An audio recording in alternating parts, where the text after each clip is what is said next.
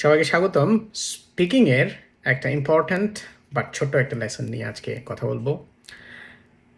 প্রতিটা কোয়েশ্চেনকেই স্পিকিংয়ের আমরা একটা ফর্মুলা দিয়ে, ইউনিভার্সাল ফর্মুলা দিয়ে আমরা অ্যান্সার করি। সেটা হচ্ছে answer the question, step number 1। Step number 2 হচ্ছে এক্সপ্লেইন ইট। স্টেপ নাম্বার 3 হচ্ছে এক্সাম্পল অর শেয়ার এক্সপিরিয়েন্স।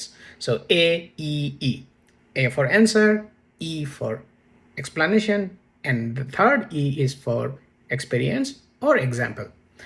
সব স্পিকিংয়ের যত কোয়েশ্চেন আছে সব কোয়েশ্চেনকেই এভাবে স্ট্রাকচার করে আমরা অ্যান্সার করতে পারি। তো এখানে আজকে আমরা প্রথম পার্টটা দেখবো, অ্যান্সার দ্য কোয়েশ্চেন। এই পার্টটা দেখবো, এই অ্যান্সার দ্য কোয়েশ্চেনে কী কী কাজ আমরা করতে পারি যেটার কারণে আমাদের ব্যান্ড স্কোর উপরে উঠবে। যেমন আমি আজকে 10টা কোয়েশ্চেন করবো, 10টা কোয়েশ্চেন নিয়ে আমরা এক্সারসাইজ করবো। প্রথমটা আমি একা করছি, আর পরের 9টা আপনারা আমার সাথে করবেন। প্রথমটা হচ্ছে আমি লিখে রাখছি এখানে, do you use social media a lot. এটা যদি কোয়েশ্চেন হয় তাহলে আমার অ্যান্সারটা হবে I am on Facebook almost daily. I am on Facebook almost daily. Okay, এখানে দেখেন আমি সোশ্যাল মিডিয়া কোয়েশ্চেন ছিল সোশ্যাল মিডিয়া, আমি এটাকে বলছি ফেসবুক। ফেসবুক হচ্ছে সোশ্যাল মিডিয়ার একটা example.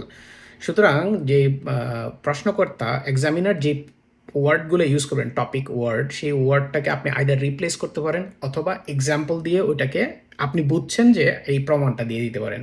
This is a very good technique, মানে ভেরি গুড টেকনিক বলে হবে extremely effective technique two boost your score up.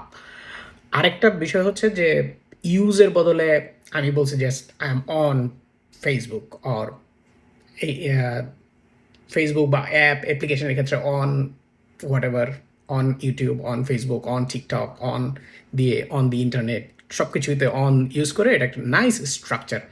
So ইউজও use করি নাই, ইউজ শব্দটা ইউজ করি নাই, মিডিয়া সোশ্যাল মিডিয়াটাও ইউজ করি নাই। এটা চেঞ্জ করে অন্য একটা ওয়ার্ড আমি নিয়ে আসলাম, তাহলে আমি কিন্তু সুযোগ পেলাম এক লাইনে, যদিও এক লাইনে অ্যান্সার দিছি, বাট এক লাইনেই আমি অনেক কিছু মেসেজ দিতে পেরেছি এক্সামিনারকে। এক্সামিনার ধরতেও পারছে যে আমি কি বুঝাতে চাচ্ছি। So it's on point. এবং অবশ্যই প্রথম কথা হচ্ছে যে এটা কোয়েশ্চেন অ্যান্সার দিছি কিনা, অবশ্যই অ্যান্সার দিছি, টু দ্য পয়েন্ট অ্যান্সার দিতে হবে। And also at the same time use different forms of words or different meaning, meaning same but different words, এটা ইউজ করার চেষ্টা করবেন। This will increase your scores up.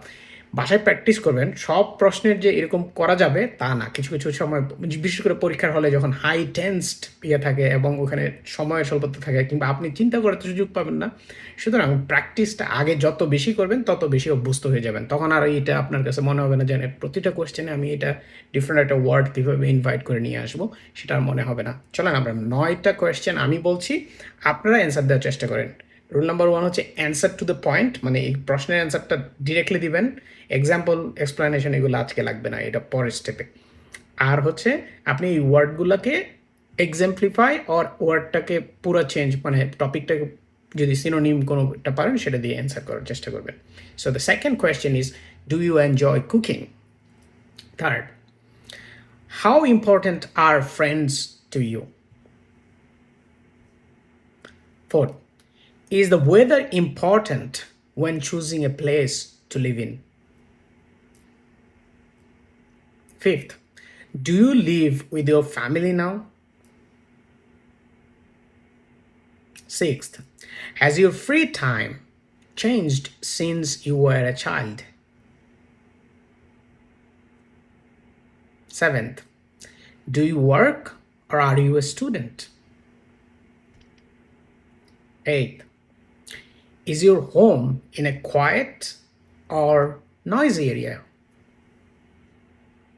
Ninth, would you like to live in your hometown in the future? 10th, would you like to change your job or subject in the future? 10টা question আপনারা try করছেন নিশ্চয়ই। যদি try না করে থাকেন আবার pause করে ভিডিওটা ইয়ে করে এক্সারসাইজটা করেন, প্লিজ করেন। It will help you. Thank you.